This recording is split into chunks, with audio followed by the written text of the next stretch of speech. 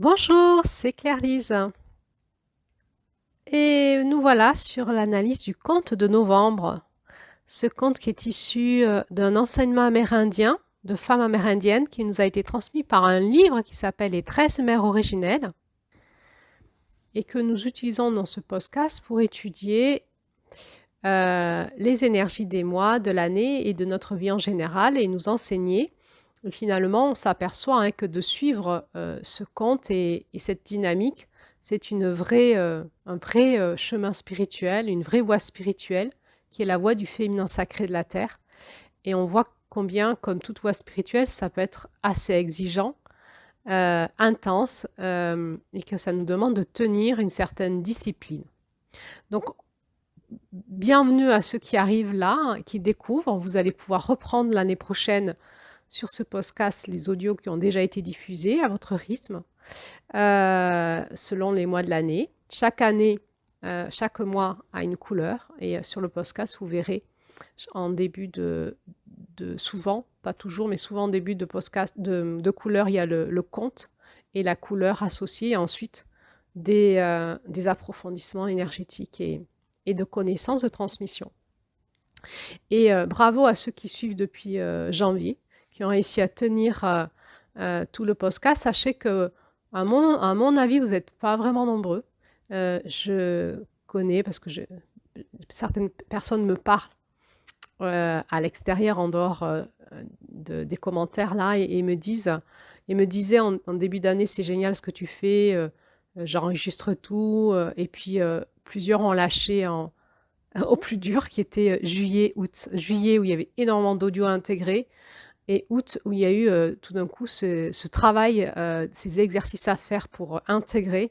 Et là, il y a plusieurs personnes qui ont lâché. Et j'ai envie de dire, je le savais, ça me le disait au fond de moi. Il y a comme comme toute voie initiatique, il y a des passages, des caps à passer, ce qu'ils appellent des rites de passage, des portes. Et entre autres, la bascule vers les lunes du féminin, eh bien, faut y être prêt pour pouvoir s'y enfoncer dedans, notre rythme. Et donc, aussi, quand on anime des groupes de femmes, il y a toujours une ou deux personnes qui lâchent là, qui tient les 6 premiers mois, des fois un peu, qui arrêtent un peu avant, en juin. Juin, c'est un cap difficile à passer pour certaines personnes. Sinon, ils arrêtent juillet-août. Et ensuite, souvent, les personnes n'arrêtent plus, continuent jusqu'à la fin. Alors, si vous faites partie de ces personnes qui ont démarré en janvier avec moi et qui sont toujours là avec Julie et moi en novembre, ben, félicitations. On va pouvoir faire la fête ensemble en décembre, c'est pas encore aujourd'hui, mais déjà vous dire que vous avez un sacré masculin qui est quand même là, parce que vous avez tenu le rythme, les enseignements à votre façon, évidemment. Peut-être que vous avez fait quelques trous dans la toile, c'est pas grave. Mais félicitations parce que vous voyez on est en train d'arriver, on sent qu'on est en train, que dans ce conte, on commence à passer une ligne d'arrivée et aussi une forme de compréhension de la sororité, une forme de récompense. Ah, on a fait tout ce chemin pour en arriver là et maintenant je comprends. Je comprends où ça nous a amené, à notre rythme, à notre façon, on ne comprend peut-être pas tout. Vous dire aussi que suivre ces enseignements, finalement, pour les intégrer, on constate qu'il faut tourner plusieurs fois dans la roue et que chaque année, on comprend les choses différemment. Et puis, on voit que Jamie Sams, elle a tourné 16 ans pour arriver à écrire ses contes. Et que probablement les femmes amérindiennes y tournaient toute leur vie dans cette roue du féminin. Donc, c'est pas une fois qu'on va tout retenir. En fait, c'est fréquentiel. Qu'est-ce qui se passe? C'est que ces fréquences passent dans notre corps. Là, dans cet audio, ça passe par l'écoute. Quand on anime des cercles de femmes, on peut proposer d'autres façons de faire pour intégrer ces fréquences. Et dans ce podcast, ça a passé par l'audio. Et donc, c'est fréquentiel et ça agit. Ça agit dans notre roue et il y aura ce moment de lâcher prise qu'on voit dans ce conte. Fin novembre, on aura bien sûr encore des audios en décembre. C'est une porte quand même, c'est une sacrée porte. Et on aura encore des audios en janvier pour affiner ce mois du féminin divin. Et on aura encore les audios du centre qui seront cette année, donc année 2025, la dernière quinzaine de mars. Alors, revenons à notre conte. Donc, ce conte s'appelle La grande femme qui marche. Ça, c'est dans l'ancienne édition. Et dans la nouvelle édition, il s'appelle Celle qui marche sa grandeur. C'est encore une fois un conte très dense. Alors, je ne vais pas tout dire là dans cet audio, ça va nous sursaturer. Je vais en donner les grands axes et puis on va aller voilà, affiner ça par d'autres audios tout au long de ces prochains jours. Et ensuite, on va un peu se reposer la deuxième quinzaine de novembre pour laisser décanter tout ça dans les pattes de la lionne blanche avant de s'ouvrir à la porte du nord de notre mois de décembre.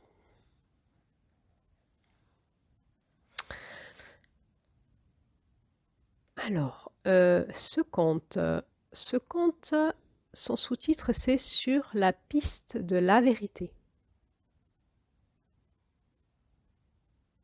Il y a une notion de chemin à faire pour atteindre un but.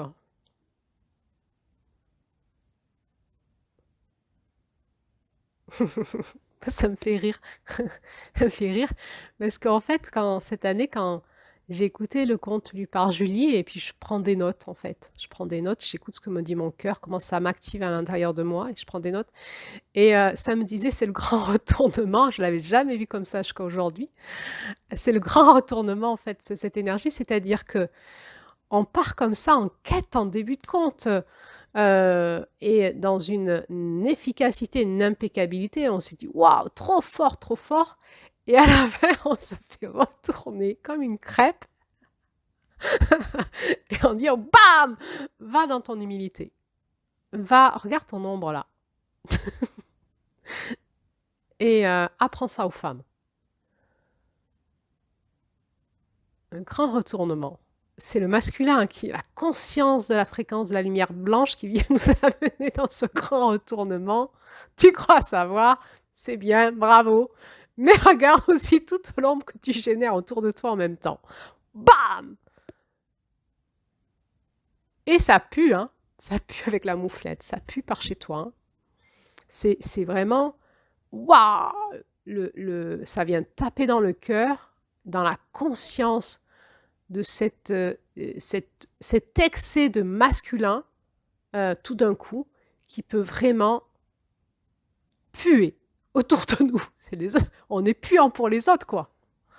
Dans notre impeccabilité, dans notre perfectionnisme et dans notre réalisation parfaite et dans l'exemple qu'on veut montrer aux autres, dans notre enseignement, eh ben, ça peut tout à fait être puant et finalement faire un contre-exemple. Alors, bienvenue. Si vous vivez des choses comme ça, on va en rire avec la grande femme qui marche plutôt que d'en pleurer. Ça peut créer une sensation un peu de honte. Hein. Vous avez vu ce qu'elle fait, elle. Hein. Elle en rit, puis elle va humblement partager ça avec les femmes. Et alors, il y a cette leçon cuisante où quand elle revient dans toute sa grandeur, hein, elle est partie, elle est là, elle est dans ce leadership, dans ce clan. Et puis quand elle sent qu'il y a quelque chose qui ne va pas, tout d'un coup, elle va aller dans cette énergie de retrait dans laquelle elle n'allait pas souvent ou jamais. Et là, elle va vivre son passage initiatique. Hein, et quand elle revient, qu'elle a disparu pendant un jour, une nuit, personne n'avait remarqué qu'elle avait disparu. Quoi. Elle manquait à personne, elle servait à personne. Personne ne se faisait du souci. Et la claque qu'elle se prend dans son humanité. Hein.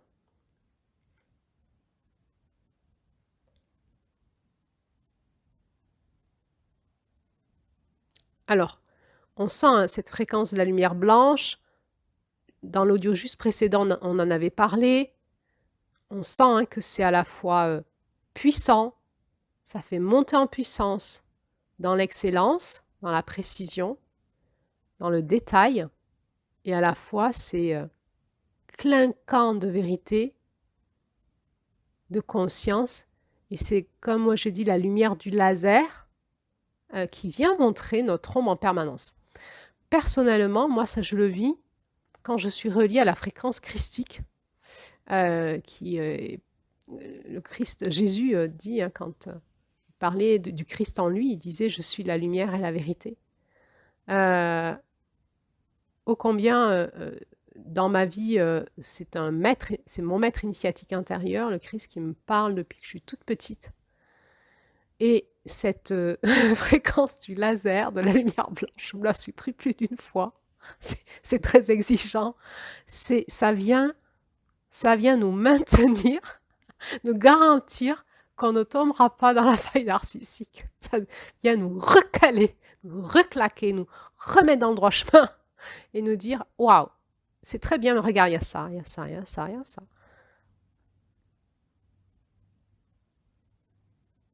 La vérité, la conscience. Sur la piste de la vérité. Alors, sur cette piste, on est en quête de vérité.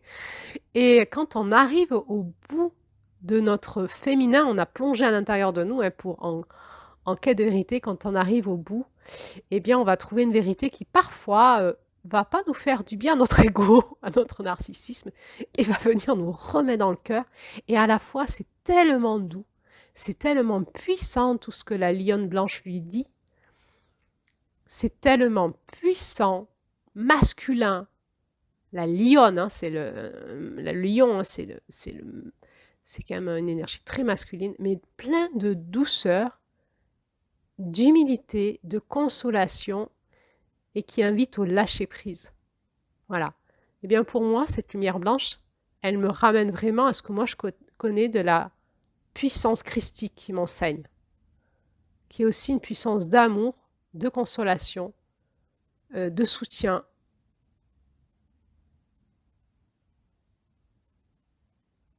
Et qui va nous, en tout cas moi, qui va m'amener à des moments à lâcher à sa fréquence. Une fréquence aussi de soins, de nettoyage, de réorganisation de notre intelligence intérieure.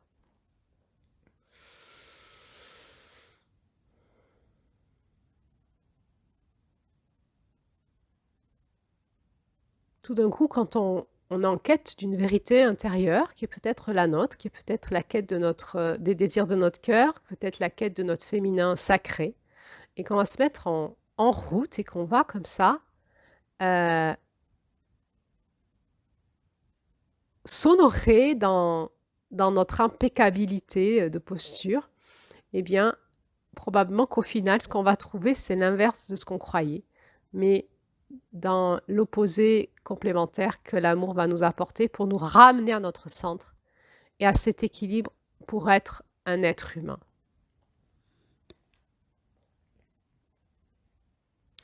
Alors, petite remarque aussi, dans ce conte, le clan s'appelle le clan de l'eau. Et on va retrouver encore la notion de l'eau en décembre, un lac. Ils vont faire la fête au bord d'un lac.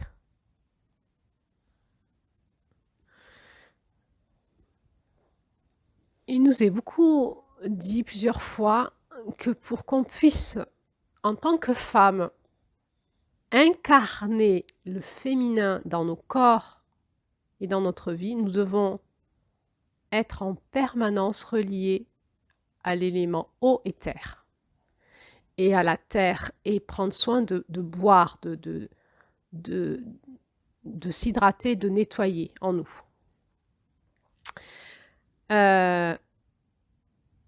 Cette eau, ça me fait penser à cette eau qui vient faire fondre la structure d'un sucre, tout d'un coup qui fait fondre, hein, qui fait fondre la structure en quelque chose de fondu.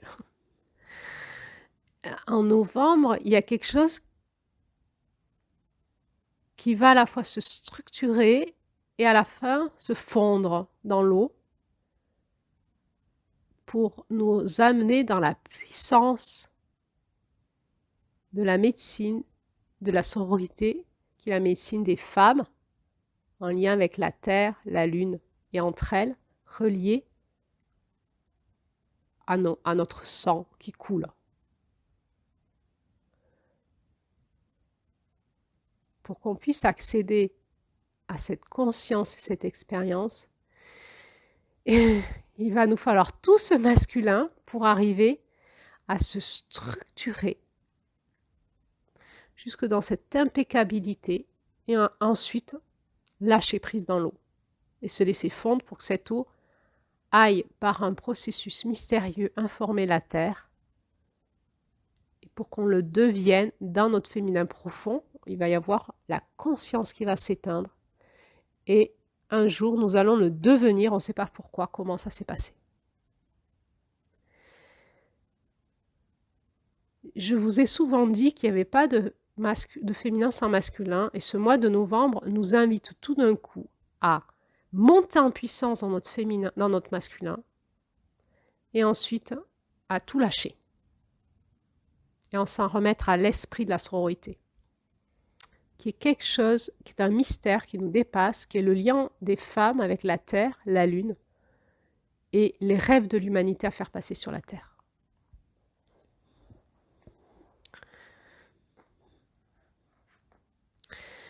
Donc, comme dans tous les autres contes, il y a plusieurs mouvements dans ce conte, dont ce fameux rêve à un moment qui va enseigner cette mère de clan. Là, le premier mouvement, c'est le mouvement de l'apprentissage. Alors, il nous est dit aussi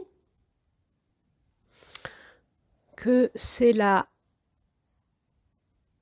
gardienne de la façon de guider les hommes.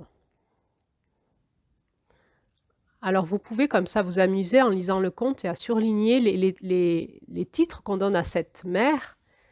C'est une façon de comprendre ses qualités. Alors, moi, ce que j'ai relevé dans ce conte, c'est la mère de l'innovation. Et on voit qu'elle va enseigner les hommes à faire différemment.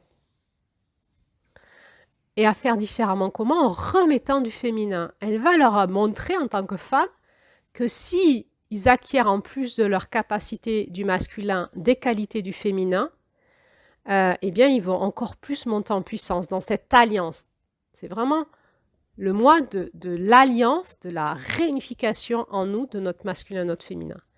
Donc, elle propose plus de grâce, de souplesse, d'équilibre, de vision intérieure pour rendre leur corps plus léger. Elle leur montre la puissance de l'intention. Elle leur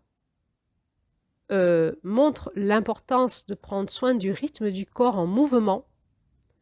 Hein, ce n'est pas des bourrins qui forcent avec leur mental, hein, c'est vraiment une intelligence corporelle, une intelligence intérieure subtile, fine, en s'animant d'images, d'intentions intérieures, en restant souple dans la grâce, dans l'équilibre.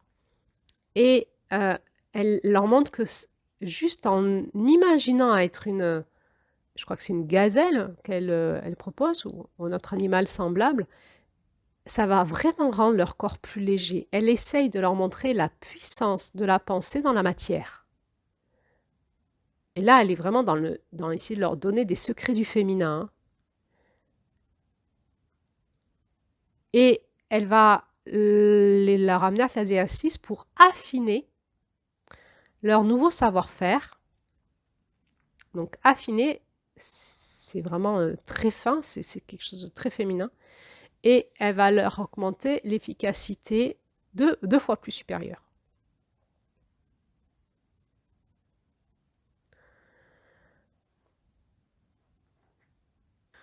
Elle va même leur apprendre à se déplacer sans déranger leur écosystème.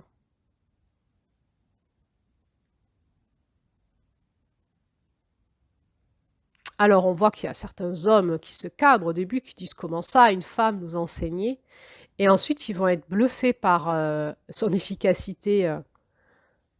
Il est parlé d'un quart du trajet du soleil, donc c'est plusieurs heures, elle leur a mis plusieurs heures d'avance.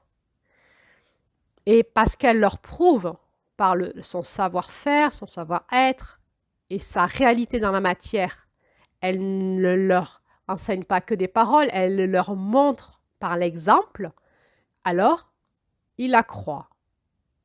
Ils sont obligés. Parce qu'elle marche sa parole, elle montre par l'exemple. Elle n'est pas qu'enseignante, elle montre dans sa réalité, elle montre que ce qu'elle dit, c'est ce qu'elle fait. Et c'est ça, la puissance de son enseignement, il est là. Elle l'incarne. On voit les qualités de son enseignement, elle l'encourage, elle les invite à ne pas se moquer, et elle n'est pas supérieure à ses élèves.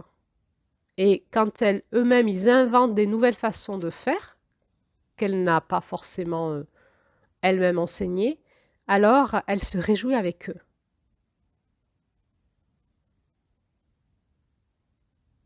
On voit qu'il y a vraiment une alliance forte entre ces hommes et cette femme qui enseigne, et qui va amener le masculin dans la joie de s'accomplir et dans la joie du faire. À un moment dans le conte, il nous est dit que parce qu'ils sont à l'œuvre, en fait, dans le faire, alors les ragots s'arrêtent, ils sont heureux. Bon, cet apprentissage vient beaucoup nous parler de la gestion du corps et de l'énergie dans le corps. Donc apparemment qu'on enseigne dans le chamanisme et qu'on va retrouver fort dans toutes les disciplines orientales, chinoises, japonaises et d'Inde, et peut-être d'autres que je ne connais pas, les arts martiaux. Et vraiment, dans les arts martiaux, on nous apprend l'efficacité par la gestion de l'énergie, qui est vraiment une puissance que l'on va chercher à l'intérieur du corps, dans cette énergie, et dans cette maîtrise du masculin et du féminin dans le corps. Cet apprentissage nous ramène à la médecine de notre corps, à la médecine de notre corps physique, de nos corps énergétiques et de toute notre structure nerveuse et hormonale, et la transformation totale de notre intériorité quand nous commençons à nous équilibrer avec ce genre de médecine. Et on le sait, toutes les personnes qui font des pratiques tai chi, yoga ou arts martiaux disent qu'ils ont guéri leur santé physique, mentale, énergétique. Et que ça assainit l'esprit. Tout le monde le dit, quand on le pratique, on le sait, on le voit. Alors, elle nous encourage. Qu'est-ce que ça nous dit finalement? Ça nous dit, si vous voulez que votre âme puisse s'exprimer librement dans votre corps, il va falloir libérer votre corps et associer l'âme et le corps. L'âme, avril, octobre, le corps, mai, novembre. Mai, le corps, la guérison de l'intracellulaire et l'expansion de notre être spirituel profond dans nos cellules pour une guérison de tous nos sens et nous amener dans ce discernement par l'intelligence de notre corps. Mais novembre, intégration du nouveau moi dans notre être adulte, on le devient par la transformation de notre structure interne. On incarne ça dans notre terre et on le devient. Donc, il y a comme une forme de rééducation à faire. Alors, elle va leur apprendre le centre de gravité qui est entre les hanches, au niveau des testicules pour les hommes et de l'utérus pour les femmes. Et on est vraiment, encore une fois, dans l'équilibre du masculin et du féminin jusque dans le corps. Et donc, elle encourage à lâcher nos peurs, d'apprendre et d'entreprendre. Il faut se lancer. Et on va apprendre de nos erreurs. Ça va être tout l'enseignement de ce conte. Ici, il y a une chose à retenir, c'est nous apprenons de nos erreurs. Donc, avec le cheval, à faire bon usage de nos dons, de nos talents, de nos capacités. S'équilibrer masculin, féminin, tangible, intangible. On va voir qu'il y a elle va constamment, cette grand-mère, elle va constamment proposer l'équilibre des opposés pour nous permettre, nous proposer d'apprendre et d'entreprendre et de réussir. On va trouver l'équilibre de l'agir, non-agir, de la vulnérabilité et de la force, de l'ombre et de la lumière, de l'impeccabilité qui poussé à son extrême serait du perfectionnalisme opposé au lâcher-prise, des hommes aux femmes, du masculin au féminin, l'opposition de l'introspection et lien aux autres, opposition de la terre et du ciel, du vertical et de l'horizontal, du tangible et de l'intangible. Et peut-être il y en a encore d'autres que j'ai pas vus. Donc, apprendre, c'est vraiment revenir à notre équilibre, à notre centre de gravité et savoir tenir la tension des forces opposées complémentaires. Et c'est là où on est dans l'excellence de notre puissance personnelle. Après, deuxième mouvement, il va y avoir une transition. Donc tout est bien, ils ont gagné, tout ça, tout va bien. Et la vie reprend. Et on pourrait se dire, ça y est, elle a fini sa mission, c'est parfait. Et si elle était restée juste là, elle dirait, chaque fois qu'elle verrait que ça ne va pas, elle irait rectifier en essayant d'enseigner encore. Mais là, non. Ce qui va faire qu'elle va aller plus loin avec la lumière blanche en elle-même, c'est elle perçoit dans l'intangible, un petit peu dans l'ambiance générale, qu'il y a un changement dans ce clan et quelque chose qui ne va pas. Et donc, elle se met en observation, en écoute, en recul. Elle se dit, qu'est-ce qui se passe? Ça ne va pas là. Je sens que ça ne va pas là. Qu'est-ce qui se passe? Et elle s'aperçoit qu'il y a les disputes qui reprennent. Et il est dit dans ce conte que le clan commence à se détourner d'un comportement juste envers la vie. Et ça, c'est la dispute. Donc elle va se mettre en recul pour essayer de comprendre, elle, l'enseignement qu'elle a à faire passer par rapport à ça. Elle ne sait pas. Elle va se mettre en recul et c'est là où son initiation va continuer, c'est-à-dire qu'elle va continuer à apprendre. Elle n'était pas au bout de son savoir, il fallait qu'elle apprenne elle aussi d'autres choses. Et elle va apprendre l'opposé complémentaire de sa médecine en fait. Donc son initiation commence, elle part dans le rêve. Elle part dans le rêve avec ce cheval.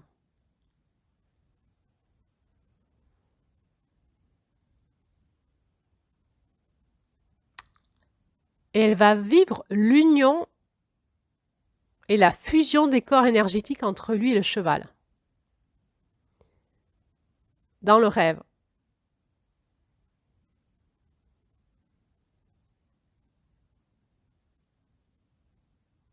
Qui va l'amener à aller plus loin dans ses dons, ses talents et ses capacités et de s'équilibrer entre le tangible et l'intangible.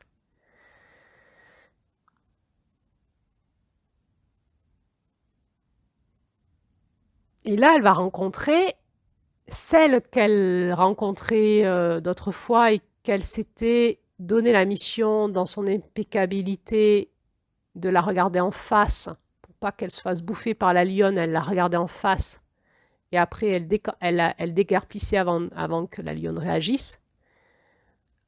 En fait, extérieurement, impeccable. Impeccable, elle a fait ce qu'il fallait, elle s'est pas fait bouffer, elle n'a pas eu peur. Elle n'a pas activé l'animal sauvage contre elle. Impeccable. Mais la lionne lui dit, mais non, c'était pas ça du tout en fait. Je te disais de faire l'inverse. Cette lionne qui nous est dit, hein, c'est la gardienne du guide par l'exemple. Alors il y a tout un enseignement sur l'animal totem, on y reviendra dans un autre audio. Et cette lionne va lui faire un énorme enseignement dont on reviendra aussi avec d'autres audios, ça serait trop long là, une seule audio. Elle va lui enseigner, elle va lui dire, t'as été nickel, super, hein, bravo, tout est parfait, tout. Et en même temps, ça l'est pas. En fait, tu n'as pas équilibré tes actes avec la force du non-agir. Tu n'as pas rassemblé ton énergie, tes pensées, tes rêves. Et on voit qu'elle lui dit, tu as enterré tes chagrins dans les recoins de ton cœur gelé. Encore une fois, le cœur gelé, la neige. Hein. Et tu es devenue inhumaine en voulant être forte. Pas pleurer en étant forte, masculine. Une femme forte, masculine. Tu en es devenue inhumaine et ça t'a mis dans des chemins de solitude. Tu n'as pas voulu montrer tes sentiments. Elle lui transmet que l'être humain ne doit pas être jugé dans ses émotions et ses sentiments, et qu'il va plutôt apprendre et se libérer par ses pleurs et apprendre par ses erreurs. Et que c'est pas parce qu'on est persévérant, qu'on est maître de l'innovation et initiatrice de mouvements puissants, qu'on ne peut pas avoir des sentiments et apprendre de ses erreurs. Et elle va lui faire toute la leçon sur la vulnérabilité qui est exactement dans cet enseignement l'état d'être humain, à la fois que notre faiblesse et notre force. Et elle lui révèle que la vulnérabilité, c'est la vérité qui est en nous dont on a le plus peur et qu'on va fuir en permanence dans l'action et que dans le non-agir, le recul, eh bien, ça va nous amener à confronter notre ombre et aller laisser émerger au-delà de ça notre vérité intérieure dont nous avons le plus peur. Et c'est pour ça que nous ne ralentissons pas. Elle lui dit toutes les excuses qu'on se donne, qu'on n'a pas le temps, eh bien, ça va être une catastrophe pour les femmes. Hein. Ça va faire des femmes qui ne vont jamais aller écouter la vérité de leur cœur. Il nous dit que ces femmes qui ne se fatiguent dans le faire et qui ne prennent pas le temps de se ressourcer dans l'énergie d'amour de la terre-mère vont devenir prisonnières de leurs vieilles habitudes mesquines et capricieuses qui sont venues dans leur période de fatigue. Évidemment, quand on est fatigué, quand on tient par la force, mais dans la puissance de notre masculin, il va y avoir des habitudes qu'on va prendre, des réflexes, on va engrammer notre système nerveux, notre système de pensée, notre système énergétique de réflexes, et ça va nous rendre mesquines et capricieuses, même dans le temps où on n'a plus besoin de tenir, parce que c'est engrammé à nous et ça surgit de nous tout le temps après.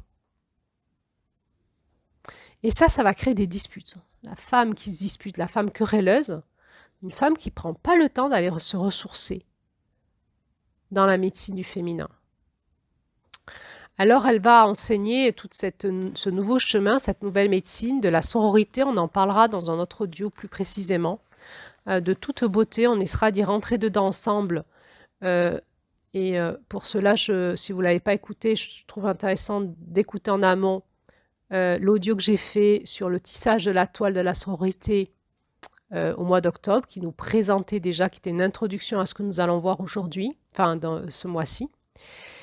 Et il y a aussi tout l'enseignement sur l'ombre. Là aussi, on va avoir une audio dessus, donc je ne vais pas y rentrer là-dedans. Mais quand même, cette lionne blanche, elle vient apprendre à cette grand-mère, à cette mère de clan, la médecine de la compassion envers soi-même et de cette très grande force de rentrer totalement humblement dans notre humanité.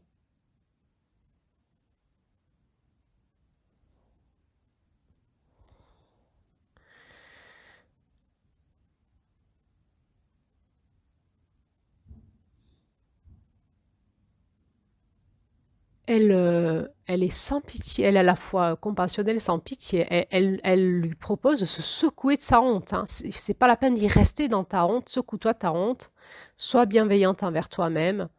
Donne-toi la permission d'être tendre avec toi-même. C'est là le chemin du féminin, de l'accomplissement du féminin, dans l'accueil total de ce qu'on est. Et ça nous rappelle celle qui aime toute chose de Juillet, qui revient finalement nous visiter ici.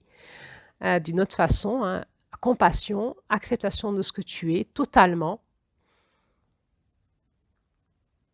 Et il va y avoir ce troisième volet qui est quand elle va se réveiller du rêve.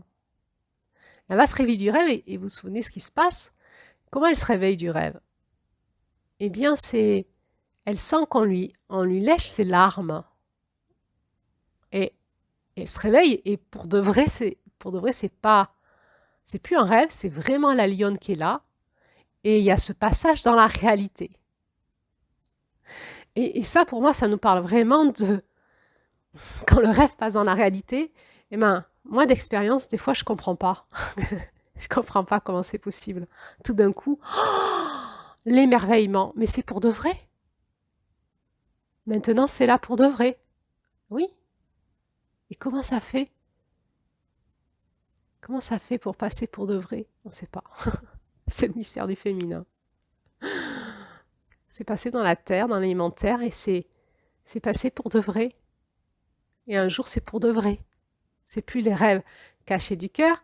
Là, on a augmenté. On n'est plus dans les rêves cachés du cœur. On est dans le leadership de notre cœur. Les rêves, ils sont là. On les a dans le cœur. On les connaît. Et hop, c'est notre leadership. Hein. Elle n'arrête pas de dire ça à la fin de ce conte. Hein. Restez écouter que la voix de ton cœur. Et être bienveillante avec toi là où tu en es, dans tes limites, dans tes erreurs. Et tu vas t'endormir en paix, dans le lâcher prise. Et un jour, ça sera là pour de vrai.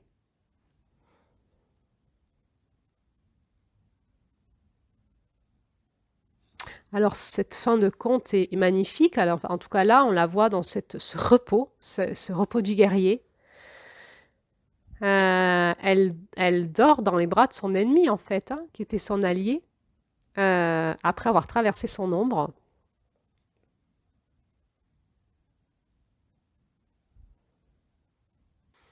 Où cet animal, cette lionne blanche, lui apprend hein, que nos larmes hein, sont nos graines du changement.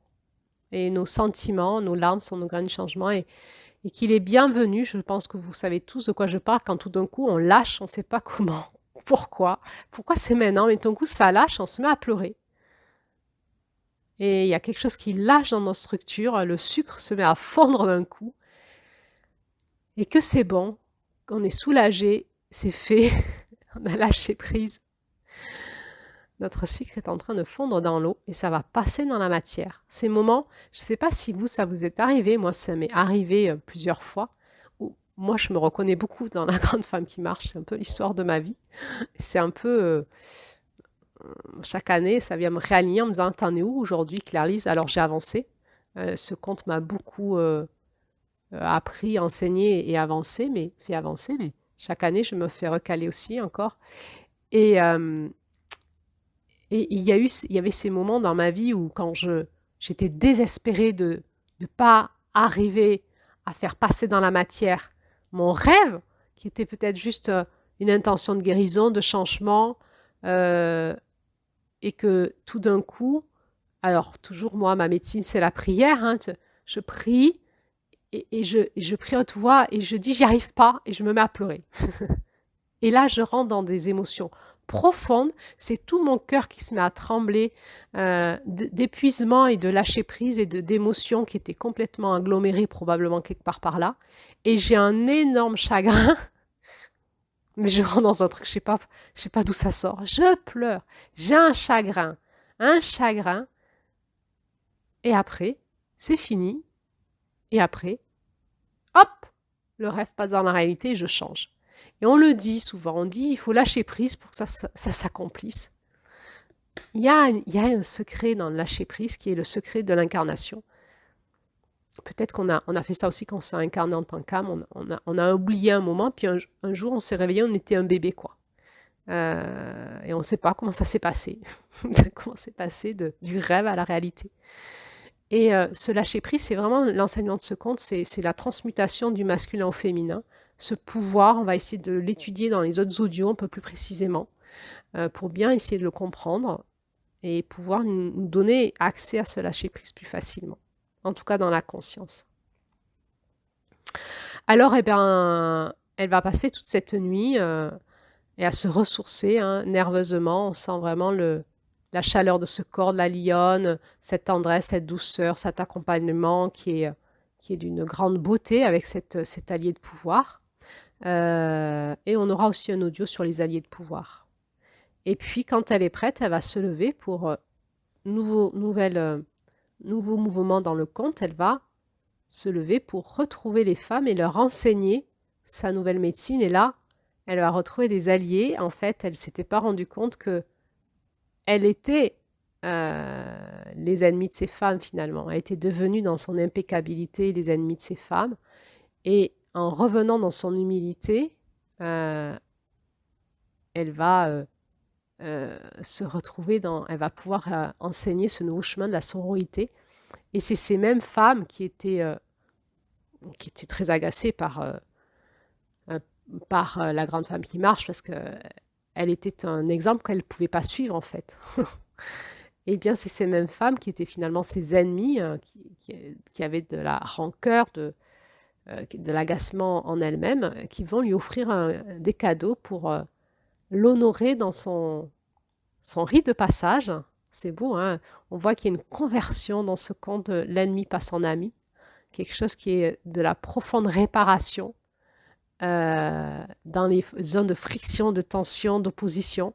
Tout d'un coup, pouf, ça lâche, ça repart dans l'humilité, et là, tout d'un coup, on devient les meilleurs amis du monde, les meilleurs alliés. C'est magnifique, c'est beau, c'est ce qu'on cherche tous, hein, faire lâcher ce truc qui se sclérose dans nos structures et qui, pouf, dans le lâcher-prise, va nous ramener dans l'intelligence du cœur, de l'humilité et de l'égalité. Il y aura tout cet enseignement qu'on va revoir sur la sororité, sur toutes ces femmes qui sont égales, etc. Alors ça va générer des liens de confiance entre les femmes et de nouvelles traditions. Et on va apprendre à la fin de ce conte que être, c'est pas être dans cette puissance de lumière christique en nous, cet être spirituel qui s'accomplit dans sa puissance lumineuse. Être, c'est être. Être avec notre ombre, notre humanité, nos limites, nos fatigues, nos gros chagrins. Et cette puissance qui est toujours en nous, c'est toujours la même, hein, celle qui a fait que tous les hommes ont réussi et qui en même temps s'écroule et dit mais je vais pas y arriver toute seule là.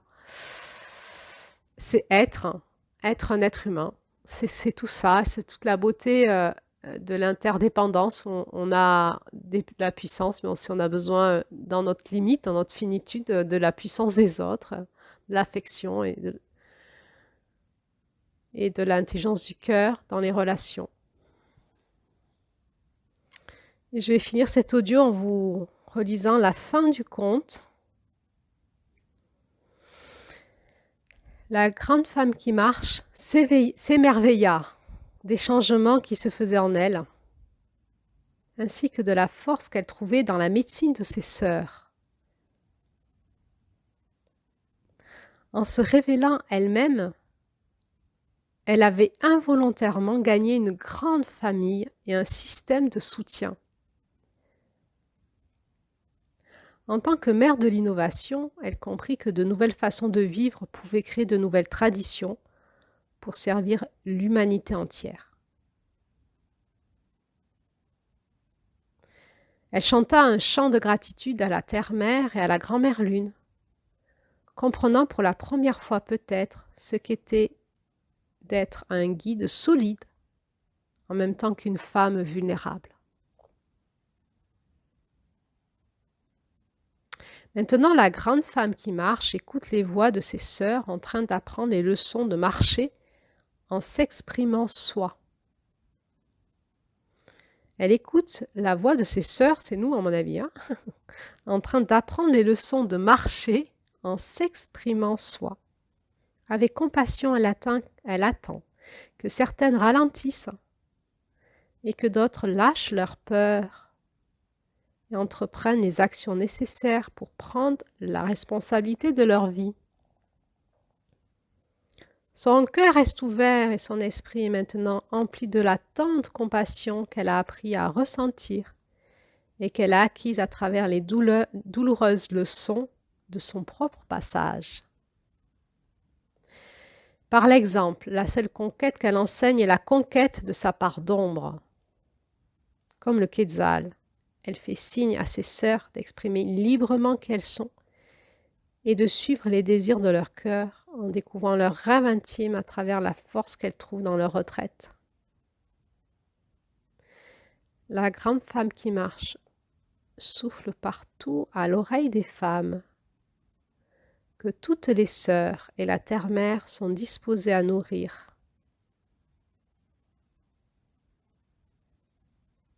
Je vais reprendre parce que je ne comprends pas moi-même ce que je suis en train de lire.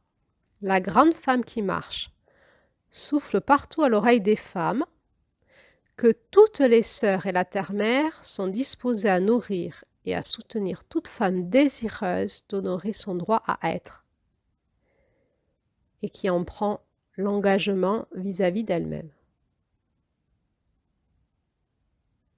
La grande femme qui marche souffle partout à l'oreille des femmes que toutes les sœurs et la terre-mère sont disposées à nourrir et à soutenir toute femme désireuse d'honorer son droit à être et qui en prend l'engagement vis-à-vis d'elle-même. Voilà, ainsi se finit ce conte. Alors, je vous donne rendez-vous pour le prochain audio sur les blessures qui peuvent se réactiver en nous en lien avec l'énergie de novembre quand elle passe dans notre vie ou dans notre route médecine de l'année. Donc, je vous dis à bientôt pour la suite.